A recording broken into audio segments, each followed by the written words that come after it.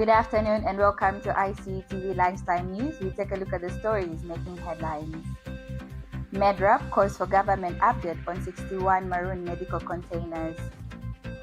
Lightning strikes, kills one, injures another in Gwembe district. Government urges law enforcement to act on Auditor General's report on local authorities. In international news, Israeli forces killed 2 Palestinians in West Bank raids. And in sports news, Chipolopolo face Mali today in AFCON opener.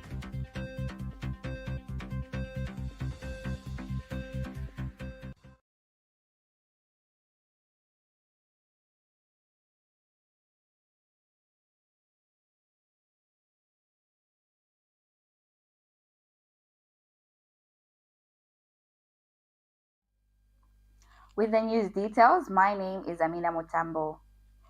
The Medicines Research and Access Platform, Medrap, has called on government to provide a comprehensive update on the status of investigations into 61 medical containers that were reportedly marooned at a private warehouse by the Zambia Medicines and Medical Supplies Agency, ZAMSA. Medrap states that the continued silence surrounding the matter raises serious questions about transparency, institutional oversight, and the management of public health resources. The organization emphasizes that clarity is critical given that the strategic role of ZAMSA is ensuring timely access to essential medicines and medical supplies. Medrap further notes that prolonged uncertainty over the containers undermines public confidence and is disrupting service delivery in the health sector. Calling on authorities on public outline findings, accountability measures, and corrective actions taken. A lightning strike has claimed the life of one woman and left another injured in Twendele village of Chipolopolo chiefdom in Gwembe district. Raising concerns about safety during the current raining season, the deceased has been identified as Grace Mikunga, while the injured victim is Magdalene Mankuli, according to the village headman Arnold Simwami. Mr. Simwami said the incident occurred early yesterday morning while the 2 women were working in their field, adding that both were immediately rushed to Chaboboma Mission Health Center for medical attention. He confirmed that Mikunga was pronounced dead upon arrival at the health facility, while Mankuli is currently undergoing treatment. The village headman described the incident as deeply distressing and said it has sent shockwaves through the community, with residents calling for increased awareness on lightning safety measures. Meanwhile, police are yet to release an official statement on the matter. Government has called on law enforcement agencies to take keen interest in the Auditor General's report on local authorities and ensure that officers implicated in the embezzlement and misapplication of public funds are brought to book. The appeal underscores government's position that findings contained in the report must translate into concrete action to safeguard public resources. The Auditor General's report has revealed persistent weaknesses in financial management across some local authorities, prompting government to stress the need for accountability and strict adherence to public finance regulations. Government maintains that effective follow-up by law enforcement is essential to strengthen good governance, deter financial misconduct, and restore public confidence in local administration. A 4-year-old child who was swept by rainwater in Kitwezindeke been found dead following a search operation by fire brigade and police officers. The tragic incident comes just days after a 17-year-old girl was also swept away by the flood waters in the same area, raising fresh concerns over safety and infrastructure in Deke and Mule. Residents are now appealing to authorities to urgently repair a dangerous footbridge and road blamed for the repeated incidents. Misha Mfune was at the scene and he has more in the following report. A 4-year-old child has died following the flooding that has been caused by a heavy downpour right here in Kitwezindeke area. Behind me is the site on which the remains of the child were salvaged.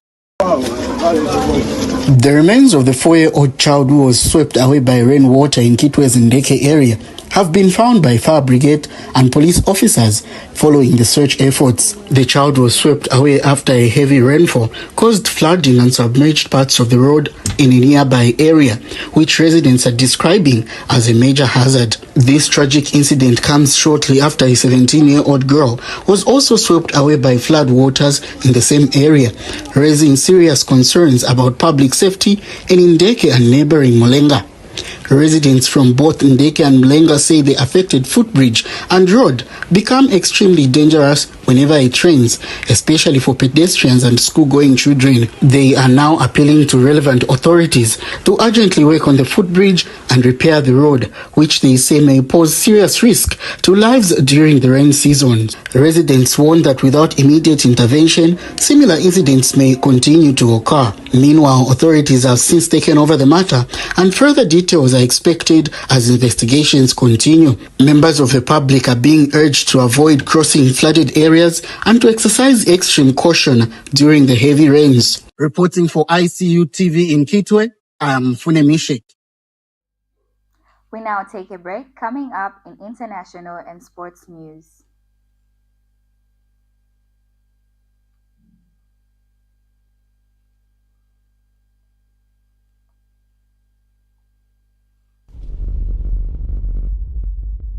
The Information and Communications University is complementing government effort in promoting legal and safe mining for all Zambians. ICU is offering a short practical training course to artisanal and small-scale miners and those who intend to venture into mining. This training covers identification of rocks and minerals, mining operations and equipment, health and safety in mining, environmental protection, licensing and compliance. Qualifications: National Registration Card NRC. Apply now at www.icuzambia.net. For more information, contact the ICU School of Mines, Department of Artisanal and Small-Scale Mining at +260 763 302 596 or +260 973 263 492. For analysis of mineral samples, contact the ICU School of Mines Laboratory at +260 973 263 492 or +260 977 833 434.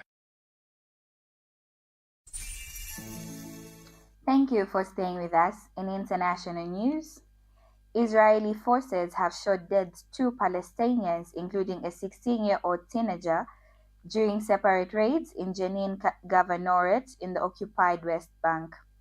Security footage shows soldiers shooting the teen at point-blank range. The Palestinian Ministry of Health identified the teenager as Rayyan Abdelkader, who was killed in Kabatia, while second victim, 22-year-old Ahmad Zayud, was shot dead in Salat al-Haritiya, west of Jenin. 2 Palestinians, including a teenager, have been killed by Israeli forces during raids in the occupied West Bank. 16-year-old Rayyan Abdelkader was shot in the chest when troops entered Kabatia, south of Jenin, on Saturday. He bled to death after soldiers prevented paramedics from reaching him. A 22-year-old Palestinian was shot dead in a separate raid. Al Jazeera's Nida Ibrahim is live for us in Bethlehem. Nida, it's great to talk to you. So we saw the footage. We cut out the moment of death, as is customary with footage like this. But we saw the footage of Israeli troops shooting this young Palestinian teenager at point-blank range. Can you walk us through exactly what happened? Well, Cyril, before we talk about what happened, let's just remember that out of the 1,100 Palestinians who have been killed by the Israeli forces since October the 7th, we don't often have video surveillance to show how many of these killings have been done under what Palestinians call extrajudicial killing, which is Israeli forces killing Palestinians either point blank or under excuses that they say they've been doing something that is seen as resisting Israeli occupation forces that are raiding Palestinian cities and villages. Let's talk about this video that we have. It shows a young man, a 16-year-old boy, not man, a 16-year-old boy walking towards what Palestinians have been telling us is his home when Israeli forces shot him from point blank. Not only that, they've refused to let anyone come close to the body for 40 minutes. A practice we've been seeing a lot in the occupied West Bank, where Israeli forces kind of wait for the person to die, to bleed, not allowing any assistance, any medical help before they die. So this is part of the reality of Palestinians are going through under Israel's occupation. We called the family of Rayyan Abdel Qadir, who said they have no idea what happened. It's really part of the pain that the families continue to endure, and seeing videos like that showing how little regard the Israeli army has for Palestinian lives. Yeah, Nida, we saw the video. It's really two videos. One is you see him, this teenager, this 17-year-old, walking. He doesn't appear to see the soldiers. They're just taking cover behind a street corner, and he's meters away. They gun him down. We're seeing it now. And then this is going to cut. We cut out the moment of death, as I said, and then this is going to cut to, you see it there, the body, which is not getting any assistance. Okay, what's the Israeli military saying about this, Nida?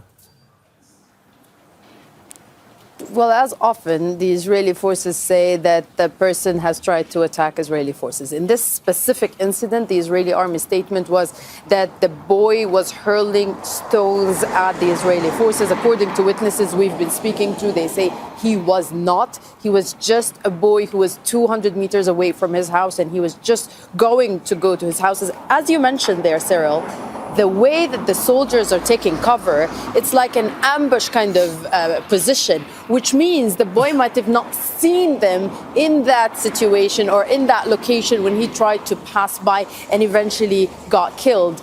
And this video and these two videos indeed contradict the Israeli army's narrative that this boy has tried to hurl stones at the Israeli forces. But not only that, there are Palestinians who would tell you that what would a stone do to heavily armed soldiers who are all across the occupied West Bank, having the most technological and advanced weapons. So really, it's seen for Palestinians as just yet another way where Palestinians are being killed in cold blood. And the fact that there are videos like this surfacing, we've seen a month ago another video showing the Israeli forces killing people who, after they've surrendered in Jenin in the north of the occupied West Bank. What happened to that? Little. When it comes to accountability. Yes, it does damage to the Israeli army's reputation globally, and we've seen the war in Gaza also contributing to that. But when we talk about accountability, when we talk about what Palestinians have in terms of justice, we can tell you that it's very, very little. Yeah, and I specifically remember the incident that you... We take a short break. Stay tuned for sports news.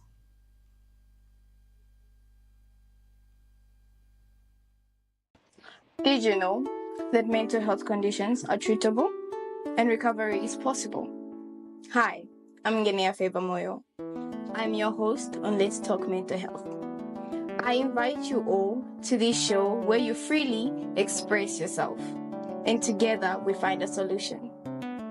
For more details, you can contact 0777 93 73 92, and we'll be there to help you find solutions to whatever you're going through.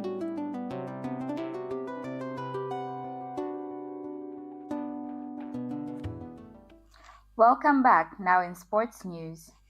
The Zambian national football team, Chipolopolo, would today take on Mali in their opening match of the 2025 Africa Cup of Nations at the Mohammed V Stadium in Casablanca. The team goes into the encounter with high levels of focus and determination as they begin their campaign in the continental tournament.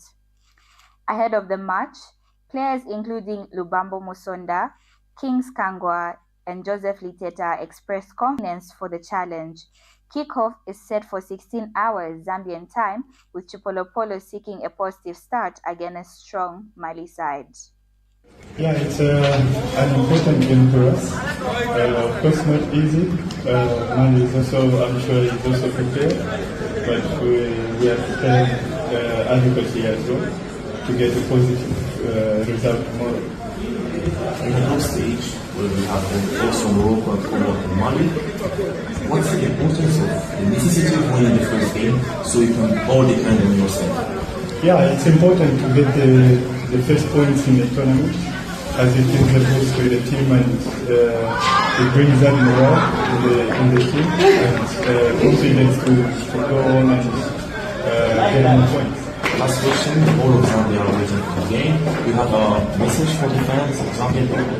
Yeah, of course, they should support us just like the way they've always done. And we will make sure we do our best in the tournament and get positive results. Thank you, good luck. Thank you. We are expecting a very, very tough game.